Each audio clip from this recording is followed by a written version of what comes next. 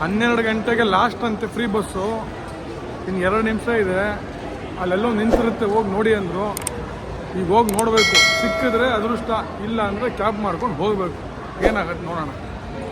Actually ನಮ್ಗೆ ಯಾವ free bus ಸಿಕ್ಕಿಲ್ಲ. ಇಲ್ಲಿ ತುಂಬ ಮಿಸ್ಲೀಡ್ ಆಗುತ್ತೆ. ಬಸ್ ಅಲ್ಲಿ ಬರುತ್ತೆ, ಬಸ್ ಇಲ್ಲಿ ಬರುತ್ತೆ, ಅಲ್ಲಿ ಬರುತ್ತೆ, ಇಲ್ಲಿ ಎಲ್ಲೂ ಬರಲಿಲ್ಲ. ಟೈಮಿಂಗ್ಸು ಯಾರೂ ಹೇಳಲ್ಲ. ಹೊರಗಡೆ ಸಿಕ್ಕಾಬಟ್ಟೆ ಬಿಸಿಲು, ಏರ್ಪೋರ್ಟಿಂದ ಈಚೆ ಬರ್ತಿಗೆ ನಿಂತ್ಕೊಳ್ಳೋಕ್ಕಾಗಲ್ಲ. ಸೊ ತುಂಬ ಪಂಜಾಬೀಸ್ ಬರ್ತಾರೆ, ಕ್ಯಾಬ್ ಕೇಳ್ತಾರೆ. ಒಳ್ಳೆ ಪರ್ಸನ್ನ ಆಯ್ಕೆ ಮಾಡಿಕೊಂಡು ಒಳ್ಳೆ ರೇಟ್ ಮಾತಾಡ್ಕೊಳ್ಳಿ. ಇಲ್ಲಿರೋ ಲೋಕಲ್ ಎಲ್ಲ ಜಾಗನೂ ಇವ್ರು ತೋರಿಸ್ತಾರೆ. ಓಕೆನಾ? AC ಹಾಕೊಂಡು ಆರಾಮಾಗಿ ಕೂತ್ಕೊಂಡು ಟ್ರಿಪ್ನ ಎಂಜಾಯ್ ಮಾಡ್ಬೋದು. ಈ ಫ್ರೀ ಬಸ್ಸು ಅಂತ ಯಾರೋ ಕತೆ ಹೇಳಿ ಕಳಿಸಿರ್ತಾರಲ್ಲ, ಇಲ್ಲಿ ಬಂದು ಹುಡ್ಕಾಡ್ ತಟ್ಟಾಡಬೇಡಿ, ಅದಾಗಲ್ಲ, ಕಷ್ಟ ಇದೆ. ಈಗ ನಾವು ಬಂದಿರೋ ಟೈಮಲ್ಲಂತೂ ಸಿಕ್ಕಾಬಟ್ಟೆ ಬಿಸ್ತಿದೆ. ಸೊ ಅದಕ್ಕೆ ಸನ್ಗ್ಲಾಸ್ ಹಾಕೊಂಡು ಸ್ಟೈಲ್ ಆಗಿ. ಈಗ ಫಸ್ಟು किधर जाएंगे? फर्स्ट पहले हम गोल्डन टेम्पल जाएंगे, पास में जलियांवाला बाग है, उसके देखेंगे। फिर उसके बाद हम लोग वाघा बॉर्डर जाएंगे। और रास्ते में 2 टेम्पल है, दुर्गाना टेम्पल, वैष्णो टेम्पल, समय के हिसाब से वो भी जाएंगे। ಎಲ್ಲ ನೋಡ್ತೀವಿ, ನೀವು ನೋಡ್ತಾ ಇರಿ. ವೇಟ್ ಅಂಡ್ ಸೇ.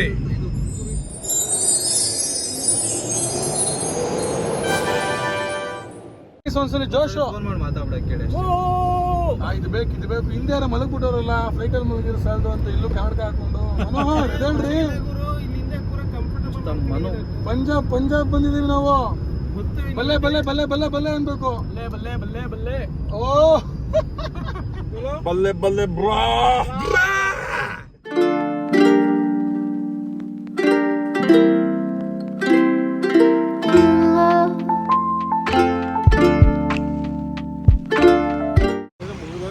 ಈ ಪಂಜಾಬಿ ವಾಲ ಏನು ಮಾಡೋದು ಅಂದರೆ, ಗಾಡಿ ಇಲ್ಲಿಂದ ಮುಂದಕ್ಕೆ ಬರಲ್ಲ ಅಂತ ಅಲ್ಲೇ ನಿಲ್ಲಿಸ್ಬಿಟ್ಟು ನಮಗೆ ಬಿಸ್ತಲ್ಲಿ ನಡೆಸ್ತವನೆ. ಇಲ್ಲಿಂದ ಒಂಚೂರು ಮುಂದೆ ನಡ್ಕೊಂಡು ಹೋಗ್ಬೇಕಂತೆ. ನಡ್ಕೊಂಡು ಹೋದ್ರೆ ಗೋಲ್ಡನ್ ಟೆಂಪಲ್ ಸಿಗುತ್ತೆ ಅಂತ ಹೇಳಿದ್ದಾರೆ. ಬೇಗ ಬೇಗ ಹೋಗಬೇಕು. 3 o'clock ವಾಪಸ್ ಬರೋಕ್ಕೆ ಹೇಳಿದ್ದಾನೆ. ಎಲ್ಲ ಕಡೆ ಲೇಟ್ ಆಗುತ್ತೆ ಅಂತಿಲ್ಲ, ಅಂದರೆ ಬೇರೆ ಜಾಗ ಎಲ್ಲ ಕವರ್ ಮಾಡೋಕ್ಕಾಗಲ್ಲ ಅಂತ. First Golden Temple ನೋಡ್ಕೊಂಬರೋದು.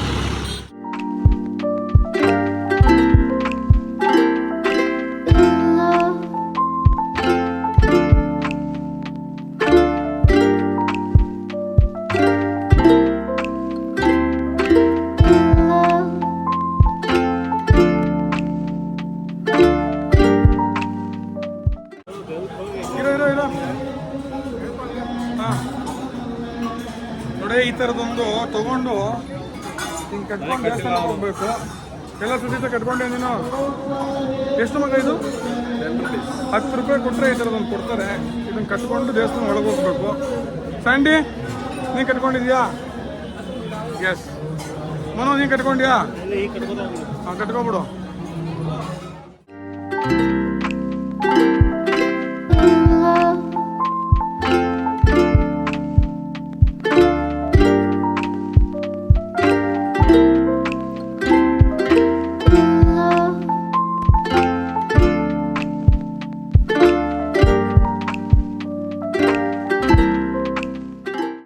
Golden temple ನೋಡ್ಕೊಂಡು ಹೊರಗೆ ಬಂದಿದ್ದೀವಿ. ಈಗ ಎಲ್ಲಿ ಹೋಗ್ತಿದ್ದೀವಿ ಗೊತ್ತಾ ಮನೋಹರ ನಮಗೆ? ಹಾಂ, ಆ ಜಾಗದ ಕತೆ ಗೊತ್ತಿದೆಯಾ ನಿಮಗೆ? ಸ್ವಲ್ಪ ಸರಿಯಾಗಿ ಹೇಳಿದ್ರೆ. ಮನು, ಬಂದಿದ್ದೀವಪ್ಪ. ಹಾಂ, ಇವರೆಲ್ಲ ನಮ್ಮ ದೇಶದ ಹೋರಾಟಗಾರರ ಎಲ್ಲ ಒಂದು ಪ್ರತಿಮೆಗಳನ್ನು ರೈಟಲ್ಲಿ ಲೆಫ್ಟಲ್ಲಿ ಅವ್ರ ನೆನಪಿಗೋಸ್ಕರ, ಅವ್ರ ಫ್ಯಾಮಿಲಿ ಮತ್ತು ಎಷ್ಟು ಜನ ಮಕ್ಕಳುಗಳು, ಎಷ್ಟು ಜನ ಹೆಣ್ಮಕ್ಳುಗಳು, ವಯಸ್ಸಾಗಿರೋರು, ವಯಸ್ಸಾಗದಿರೋ ಯುವಕರು ಎಲ್ಲರೂ ಅವತ್ತಿನ ದಿನ ಇಲ್ಲಿ ನಮ್ಮ ದೇಶಕ್ಕೋಸ್ಕರ ಪ್ರಾಣ ಕೊಟ್ಟಂಥವ್ರು. ಅಂಥ ಜಾಗ ಬಂದಿದ್ದೀವಿ ನಾವಿಲ್ಲಿ. ಶೋಕ ನಮ್ಗೆ ಆ್ಯಕ್ಚುಲಿ ಈ ಜಾಗ ನಾವಿಲ್ಲೇನು ಎಂಜಾಯ್ ಮಾಡೋವಂಥದ್ದಲ್ಲ. ಭಾಳ ವರ್ಷಗಳ ಹಿಂದೆ 100 ಜನ ಸತ್ತಂಥ ಜಾಗ ಇದು. ನಾವಿಲ್ಲಿ ಬಂದು ಸೆಲೆಬ್ರೇಟ್ ಮಾಡೋವಂಥದ್ದಲ್ಲ ಇದು. ಸ್ವಾತಂತ್ರ್ಯಕ್ಕಾಗಿ ಪ್ರಾಣ ಕೊಟ್ಟಂಥ 400-500 ಜನ ಮಕ್ಕಳು, ಹೆಂಗಸರು, ವಯಸ್ಸಾಗಿರೋರು, ಯುವಕರು. ಈ ಜಾಗ ಇವತ್ತಿನ ದಿನ ಇಷ್ಟು ಲವಲವಿಕೆಯಿಂದ ಇದೆ. ಗಾರ್ಡನ್ ಇದೆ, ನೆರಳಿದೆ, ಮರ ಗಿಡಗಳೆಲ್ಲ ಇದೆ. ಬಟ್ ವರ್ಷಗಳ ಹಿಂದೆ ಇಲ್ಲಿ ನರಕ, ಏನಂತೀವಿ ಸಂದೀಪ್? ನರಕ ತೋರಿಸಿದಂಥ ಜಾಗ ಇದು. ಇವತ್ತು ನಾವು ಆ ಜಾಗನ ನೋಡಲಿಕ್ಕೆ ತುಂಬ ದೂರದಿಂದ ಜನಗಳು ಬರ್ತಾರೆ, ನೋಡ್ತಾರೆ. ಅದ್ರ ಬಗ್ಗೆ ನೆನೆಸ್ಕೊಂಡು ಕೂತ್ಕೊಂಡು ಹೋಗ್ತಾರೆ. ನಮ್ಮ ಕೈಲೂ ಸಾಧ್ಯವಾದಷ್ಟು ಏನೆಲ್ಲ ನೆನೆಸ್ಕೋಬೋದು ಅದು ನೆನೆಸ್ಕೋಬೋದು, ನಮ್ಮ ದೇಶದ ಬಗ್ಗೆ ಎಷ್ಟು ದುರಂತಗಳು ನಡೆದಿದೆ ಅಂತ. ಬಟ್ ಈಗ ನಮ್ಮ ಕೈಲಿ ಏನು ಮಾಡೋಕ್ಕಾಗಲ್ಲ, ಮಾತಾಡ್ಬೋದು ಅಷ್ಟೇ. ಹಾಂ,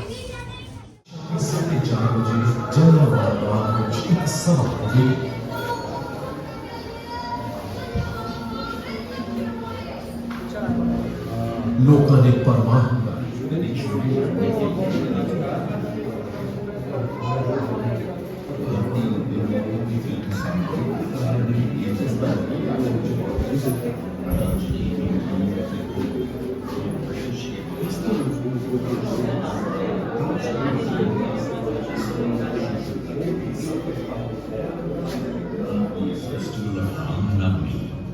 These celebrations too were looked upon by the British as conspiratorial meetings. Leaders like Ram Gojit Dutt, Gokal Chand, Dhardas, Duni Chand and others were promoting Hindu-Muslim unity to oppose the British.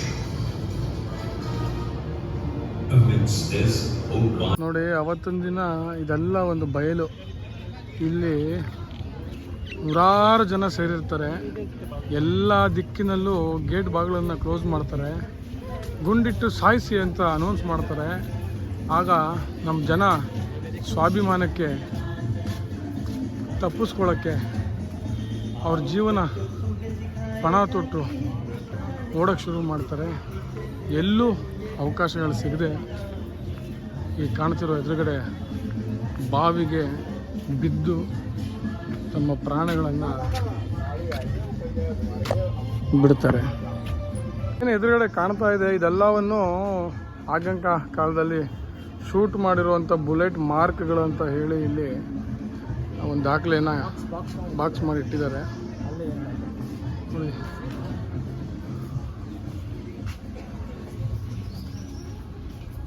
Actually ಇವಾಗ ವಾಘಾ ಬಾರ್ಡ್ರಿಗೆ ಹೋಗಬೇಕು. ನಮ್ಮ ಕಾರನ್ನು phone ಮಾಡಿದ್ದೀವಿ. ನಮ್ಮ ಸಿಂಗು ಅಲ್ಲಿ ಮುಂದೆ ಬಂದು ನಿಂತಿದ್ದಾನೆ. ಕಾರ್ ಹತ್ಕೊಂಡು ಫಸ್ಟು AC ಹಾಕೊಂಡು ಕುತ್ಕೊಂಡ್ಬಿಡ್ಬೇಕು. ಆಗ್ತಾಯಿಲ್ಲ, ರಣ ಬಿಸಿಲು, ಹೆವಿ ಸುಸ್ತಾಗ್ತಾಯಿದೆ. ನೆಕ್ಸ್ಟು ನೋಡೋಕೆ ಹೋಗ್ತಾ ಇರೋದು Wagah border, India Pakistan border.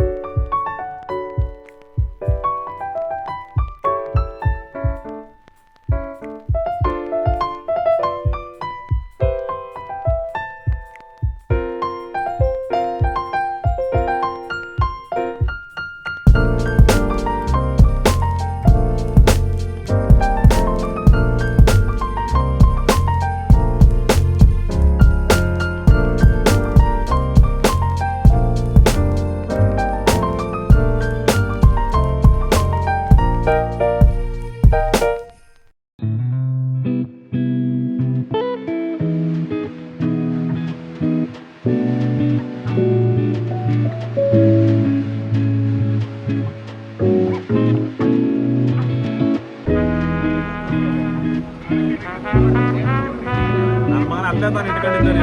ಆಗಲ್ಲ ಆಗಲ್ಲ ಆಗಲ್ಲ.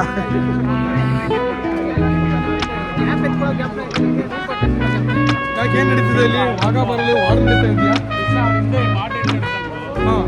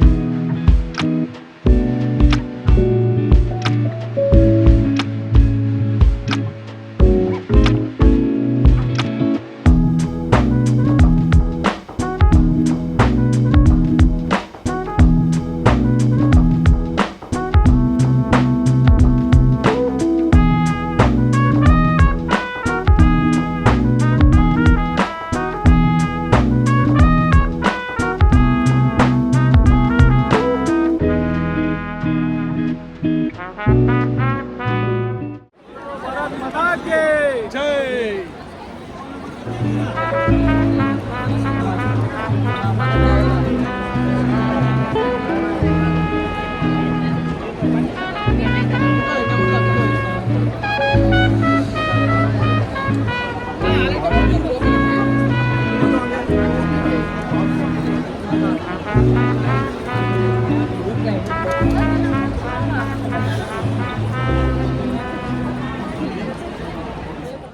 ಸ್ನೇಹಿತರೆ ಇಲ್ಲಿ ನೋಡಿ, ಈ ದೇಶ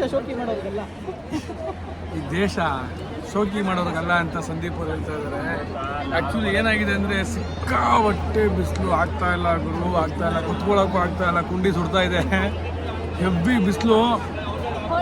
ಇಲ್ಲಿ ನೋಡಿ, ಯಾರೋ ಒಬ್ರು ಕಾರ್ ಪಾರ್ಕ್ ಮಾಡ್ಬೇಕಾದ್ರೆ ನಮ್ಮ ದೇಶ ಭಕ್ತಿನ ಯೂಸ್ ಮಾಡಿಕೊಂಡು ದುಡ್ಡು ಕಿತ್ಕೊಂಡು ಕೆನ್ನೆ ಮೇಲೆ ಫ್ಲಾಗ್ ಬರೆದ್ರು.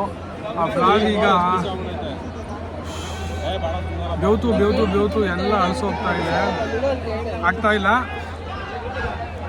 ಜನ ಸಿಕ್ಕಾಪಟ್ಟೆ ಜನ ಸೇರಿದ್ದಾರೆ, ಬಟ್ ಹೆವ್ವಿ ಬಿಸಿಲು.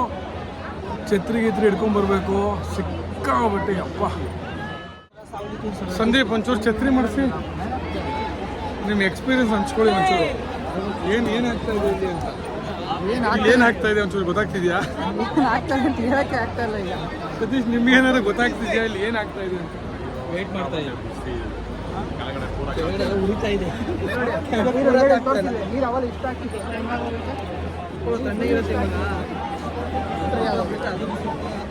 ನಮ್ಮ ಮನೋಹರ್ ಏನೋ ಮಾಡ್ತಾ ಇದ್ದಾರೆ. ಏನು ನಡೀತಿದೆ ಮನೋ ನಿಮ್ಮ ಜೀವನದಲ್ಲಿ?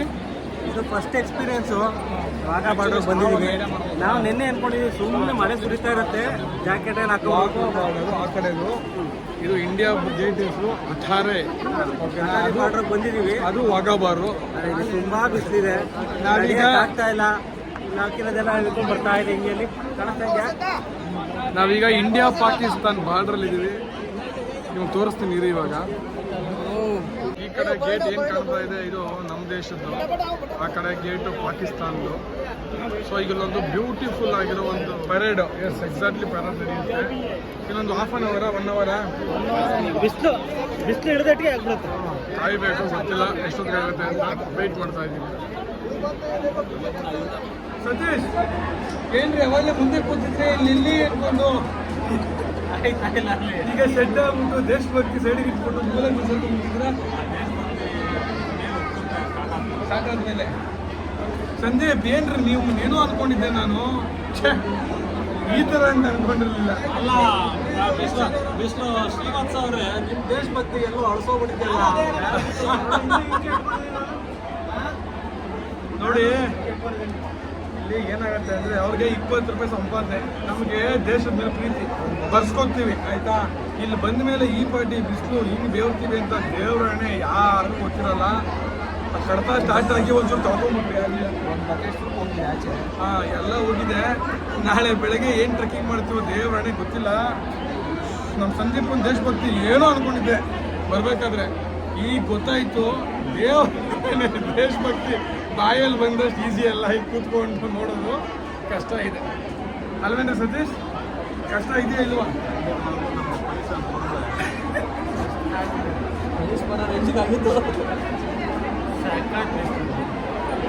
ಅಲ್ಲ ಕರ್ನಾಟಕ ಅಲ್ಲ, ಎಲ್ಲ ಏನೇನೋ ಛತ್ರಿ ಎಲ್ಲ ತಂದಿದ್ದೀವ್ರಿ ನಾವು. ಛತ್ರಿ ತಂದಿದ್ದೀವಿ, ಶರ್ಟ್ ಬಿಸಾಕಿ, ಒಳಗಡೆ ಇರೋ ಟೀ ಶರ್ಟ್ ಎಲ್ಲ ಹಿಂಗೆ ಮದ್ದೆ ಆಗಿ, ಸನ್ ಗ್ಲಾಸ್ ಎಲ್ಲ ಹಾಕೊಂಡು ಬಂದು ಗ್ಲಾಸಸ್ ಎಲ್ಲ ಹಿಂಗೆ ಬಿಸಾಕಿ ಆಯ್ತಲ್ಲ.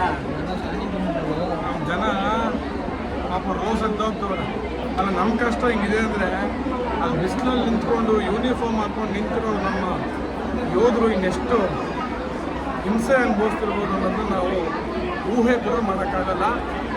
ಇದು ಒಂದು ನಗೋ ವಿಚಾರ ಅಲ್ಲ, ನಮ್ಮ ಕಷ್ಟನ ತೋರ್ಬೋದೀವಿ ಅಷ್ಟೇ. ಇದ್ರ ಮೇಲೆ ನೀವೇ ಅರ್ಥ ಮಾಡ್ಕೋಬೇಕು. ಇನ್ನೇನು ಪದಗಳನ್ನ ಬಳಸೋಕೆ ನಮಗೂ ಅರ್ಥ ಆಗ್ತಾ ಇಲ್ಲ.